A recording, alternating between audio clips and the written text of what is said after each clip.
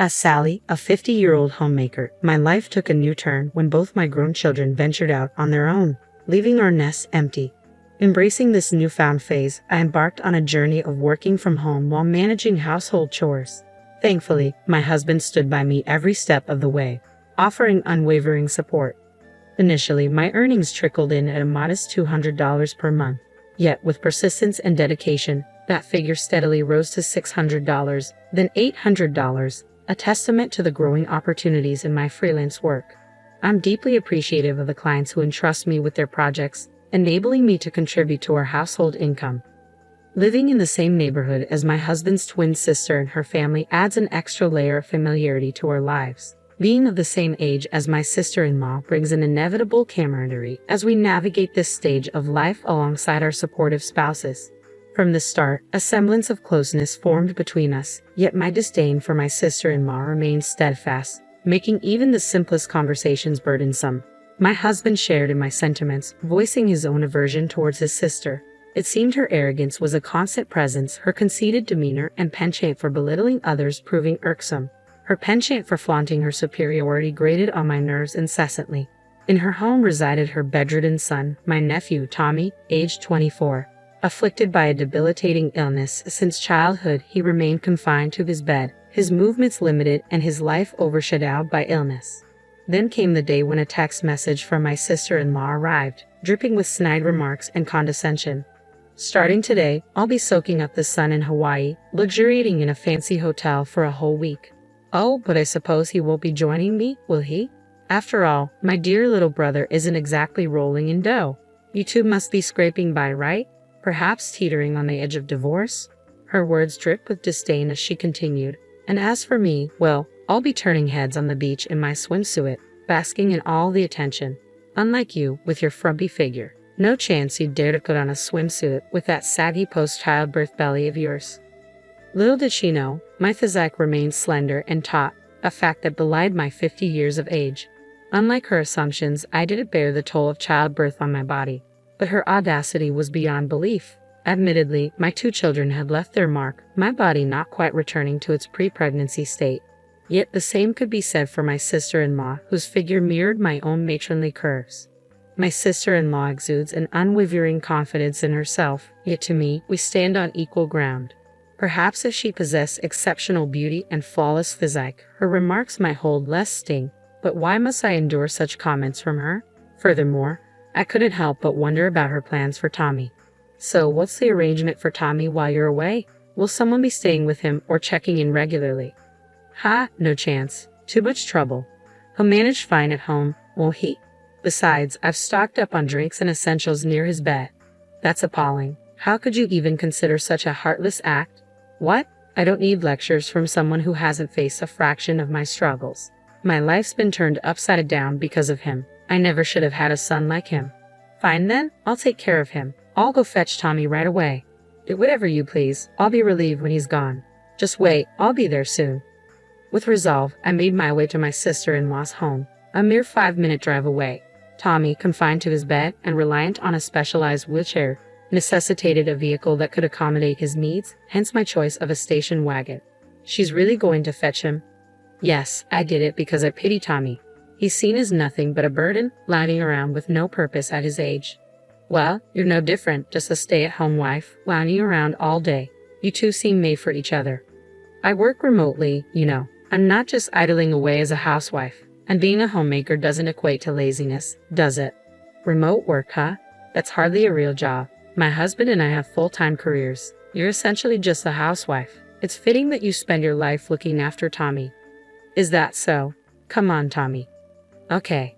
Tommy appeared visibly disheartened. It was understandable given the treatment he received from his own mother. Caring for an ill child is undeniably challenging, but it's undeniably cruel to express such sentiments in his presence. If she needed to vent, I wished she'd choose a place away from Tommy. Regardless of his age, witnessing such exchanges would undoubtedly inflict emotional wounds. After some effort, I managed to bring Tommy to our home. Soon after, my husband arrived. "Tommy, why are you here?" he asked. "Uncle David, I'm sorry. The truth is, your sister was planning to leave Tommy behind while she goes on vacation. So, I offered to bring him here. I apologize for not consulting you first. No, it's fine. My sister must have lost her senses. Abandoning him is despicable. Tommy, you're welcome to stay here from now on. We'll take care of you. Uncle David, that's right. You don't need to worry about anything. I've always admired you. Thank you, Aunt Sally. My disdain for my sister-in-law and her husband knows no bounds. They're despicably malicious. However, Tommy has always been an exception. Despite his illness, he radiates empathy and intelligence. Though he hasn't had much opportunity for formal education, his natural brightness shines through. To me, he embodies the essence of a clever child. I was taken aback when I learned that my sister-in-law and her husband had jetted off to Hawaii, leaving their bedridden son behind. The thought of what they would do if something happened to him while they were away gnawed at me. They wouldn't be able to rush back immediately. My husband shared my disbelief. Can you believe it? My sister and her husband are off to Hawaii, leaving Tommy behind, he remarked incredulously. I can't fathom it. While I've never directly cared for him, leaving him without arranging any care services or support, it's unsettling to think about. If we hadn't received that message, Tommy would have been left alone without us even realizing. It's chilling, I agreed. It's truly distressing. I've never had the responsibility of caring for a seriously ill child. My own parents are still healthy and have always expressed their preference for a senior home should they become incapacitated. Consequently, I've never been in a caregiving role myself. That's why I initially hesitated to criticize my sister-in-law. However, I still struggle to comprehend how she could leave her son with only a drink and simply walk away. Given the severity of his condition, they could receive welfare support and, if necessary, utilize short-term care facilities for extended travel. Upon their return, my sister-in-law and her family made a special trip to our house, bearing a gift. Here, consider it a memento. It suits you both perfectly. What's this? We gathered these seashells during our time at the beach. Since we have an abundance, we thought we'd share some with you. We have no interest in them. Really? Rejecting my gesture of kindness. Perhaps this piece of driftwood is more to your liking. We don't want any of it. By the way, how is Tommy doing? How is he? Not that I care about such a useless child. That's heartless. How can you speak that way about your own son? What do you know? It's devastating to have given birth to him only to discover he has a serious illness. I want back every penny I've spent raising him. You can only say that because you don't understand the weight of raising a child like him. Oh, really? So, about what you mentioned earlier about leaving him with us. Are you suggesting we adopt him? Do as you wish. Who would willingly adopt a child like him? Are you serious? It's not a joke. I mean it.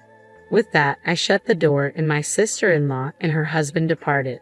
My husband and I made the decision to formally adopt Tommy as our own. And so, Tommy became a cherished member of our family. Despite the initial shock of being abandoned by his biological parents, he gradually found comfort and happiness in our home. Though confined to his bed, he found joy in using his hands to navigate tablets and smartphones while lying down. One day, Tommy seemed particularly content. Hey, guess what? My work is getting published in a literary magazine. Wow, that's fantastic. Which magazine? I have been writing novels as a pastime since I'm bedridden. It's pretty much all I can do. It's a bit of an embarrassing hobby though. No need to feel embarrassed. Writing is a wonderful hobby. Mind if I take a look? Sure, this is the first one I finished. Intrigued, I settled down to read the short story Tommy had penned. It was beautifully crafted and deeply resonant. This is incredible. I'm speechless at how good it is. Words can't really capture how I feel. I just tried writing on my tablet, and surprisingly, it was well received. So, I went on to write a medium-length story, and this one too. It got published in the magazine. I had no idea you had such talent. I shared it with my husband, an avid reader, who was equally impressed. This is phenomenal. It has a pure literary essence. Yeah, I'm inspired by Fitzgerald and Hemingway. I also admire Dostoevsky and Soseki. Ah, that explains the tone. It evokes a sense of melancholy. The authors you mentioned often explore sorrow and tragedy in their works. Thank you. That's what I strive for. And so, Tommy's novel was slated for publication in hardcover. Opting for a pseudonym, he chose to go by the name Scott Weil as the author. The inspiration behind the name was derived from F. Scott Fitzgerald and Hermann Hesse's Beneath the Wheel, with Scott representing Fitzgerald and Weil from Hesse's work. Before long, The book by author Scott Weil became a sensation, flying off the shelves of bookstores at a remarkable pace. Witnessing his books garnering a dedicated section in the local bookstore filled me with immense joy. Then came the astonishing news. Tommy won the Pulitzer Prize. I've won the Pulitzer Prize. That's incredible. Your hard work has truly paid off. Tommy's remarkable talent has been acknowledged by the world. It's a moment of pure joy.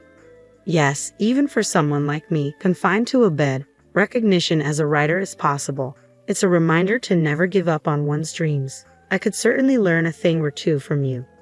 A press conference was organized, though we weren't invited. Tommy couldn't take the stage. His condition required him to remain seated in a specialized wheelchair with his upper body securely strapped. I wheeled him into the venue, noticing his tense demeanor and nervous expression. Eventually, the press conference commenced.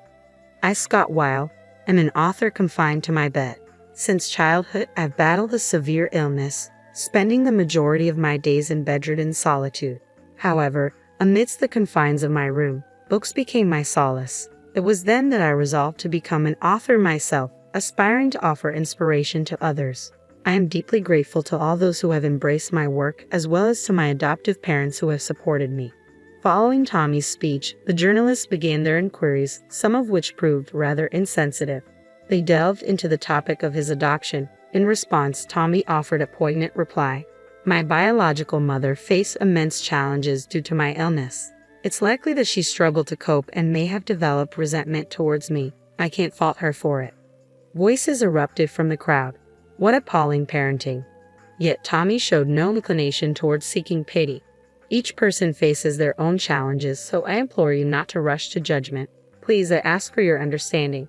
Once everything concluded, my husband and I assisted Tommy into the car. Our vehicle was adapted to accommodate Tommy's wheelchair with ease.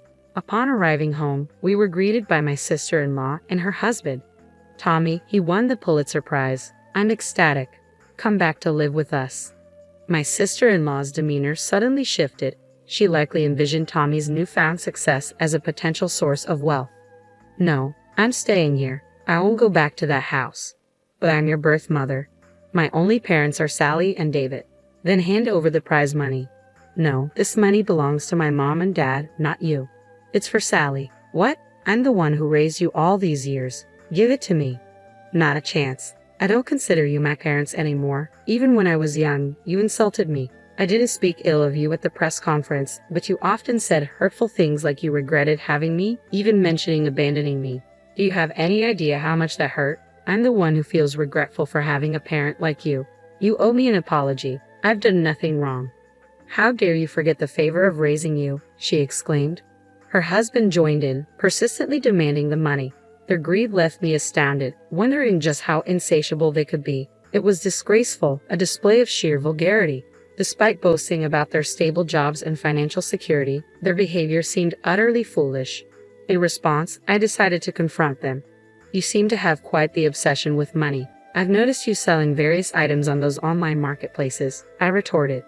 You're so eager to turn a profit. Look here, you're selling a collection of seashells, aren't you?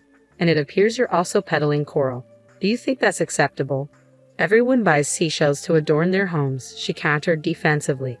No, that's not acceptable. Perhaps collecting a few seashells as souvenirs from a Hawaiian beach could be permissible, but definitely not coral.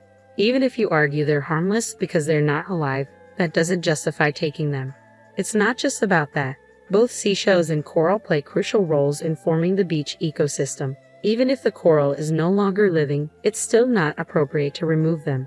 This is even stated on Hawaii's official website. I suggest you familiarize yourself with Hawaii's fishing regulations. You'll see it's not permissible, and you may even face fines for such actions. What? No, I refuse to accept that. Well, considering you're selling them online, it certainly appears malicious, so I'll be reporting you. We're going inside now. Goodbye. No, please don't. I'm serious. You'll get caught for sure. I won't hesitate, I warned sternly. With that, we promptly retreated into our home. Without delay, we contacted the authorities. While collecting a few seashells might seem harmless, the sheer volume being sold on the online marketplace by my sister-in-law was alarming. It raised suspicions of potential poaching activities. despite her possibly believing it was permissible to take Coral as long as it wasn't alive. Ignorance could have serious consequences. Of course, I also reported her on the online marketplace. Although I only became aware of the situation yesterday, I saw it as fitting payback. Since then, my sister-in-law has faced consequences involving the police and paying fines. I hope this serves as a wake-up call for her to recognize the seriousness of her actions and reflect upon them. Since then, my sister-in-law has ceased visiting our home. Perhaps she fears I may take further action against her. Personally, I have no intention of retaliating unless provoked. However, I prefer to avoid interactions with my sister-in-law, so I'm grateful for the distance she's maintaining. I hope she continues to keep her distance indefinitely. On the contrary, I'm balancing caring for Tommy while working remotely from home. Fortunately, I have assistance from a caregiver, easing the burden of responsibility. While tending to Tommy's needs can be challenging due to his bedridden condition, I find solace in simply being by his side. My priority now is ensuring Tommy can continue writing novels without worry. I dream of his works gaining widespread recognition globally. Even our children have become avid fans of Tommy's novels. With their impending return home, I look forward to cherished moments spent together as a family.